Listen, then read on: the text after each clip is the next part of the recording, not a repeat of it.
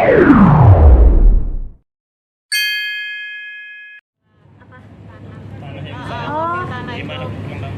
iya, jadi kalau soal mafia tanah, pada saat aku bikin laporan, ternyata yang diduga oknum-oknum tersebut menunjukkan etikat baiknya. Tapi itu tadi sih, untuk pelaporan sendiri aku masih belum tahu dari pihak keluarga mau lanjut atau enggak. Karena yang kita pikirin di sini adalah untuk kepentingan kita udah aman. Karena akhirnya mereka menunjukkan etikat baik atau takut ya sebenarnya karena udah viral.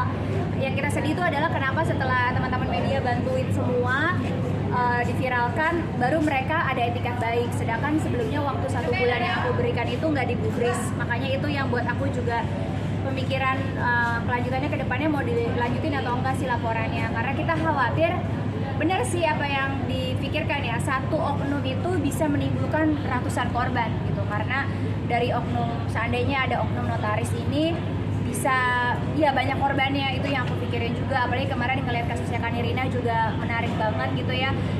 Salah satu oknumnya hanya dihukum 4 tahun.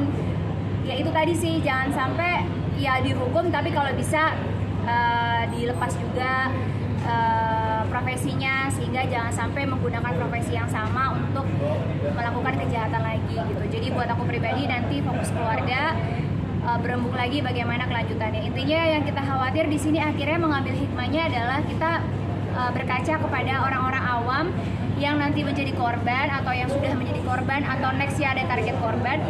Jangan sampai banyak, karena ternyata capek banget untuk ngurusin yang namanya mafia tanah gitu.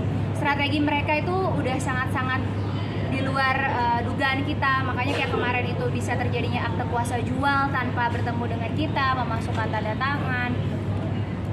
Sudah terjadi dan pembuatan itu yang buat aku kayak wow, ternyata seberani itu loh para oknum-oknum ini, beraninya luar biasa. Etikat baik apa sih Arput yang diberikan sama mereka? Jadi pada saat aku kemarin melaporkan itu dikarenakan aku tidak tahu di mana posisi sertifikat rumah atau sertifikat itu hilang.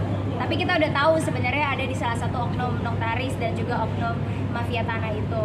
Nah pada saat kita tanya sebelum laporan tuh mereka nggak mau kasih lihat, mereka nggak mau kasih tahu, mereka nggak mau kembalikan, mereka lempar sana lempar sini gitu. Tapi pada saat setelah datang ke polsek kemarin, pulang dari sana tengah malam mereka memulangkan sertifikat rumah mama.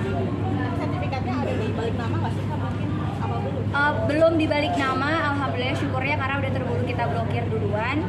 Tapi yang paling penting kan ya itu tadi sih, kalau buat kita, kalau kita nggak lapor khawatirnya kita egois, cuma mikirin diri kita aja, takutnya ada korban-korban yang lain. Karena ada salah satu oknum yang bikin kita jadi berpikir juga gitu, soalnya dia bilang jangan sampai keluar ya nama-nama kita, karena nanti rekan bisnis kita kayak gimana gitu. Kalau seandainya dia bisnisnya bener, harusnya nggak usah worry, nggak usah takut gitu.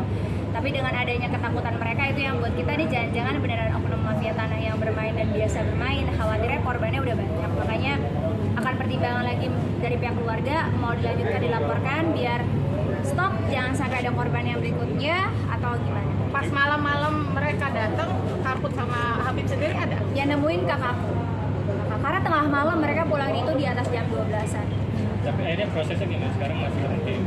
Prosesnya itu kan pelapornya kakak saya, ya itu nanti akan saya tanyakan lagi dan pertimbangan beliau juga, yaitu tadi apakah mau tetap dilaporkan dengan tujuan biar tidak ada korban lagi atau mau bagaimana. Tapi sempat ini nggak sih berpikir Karput Nirina aja yang prosesnya panjang banget, sementara kalau dilanjutin ini kasus bakal sepanjang itu dan mumet dulunya gitu.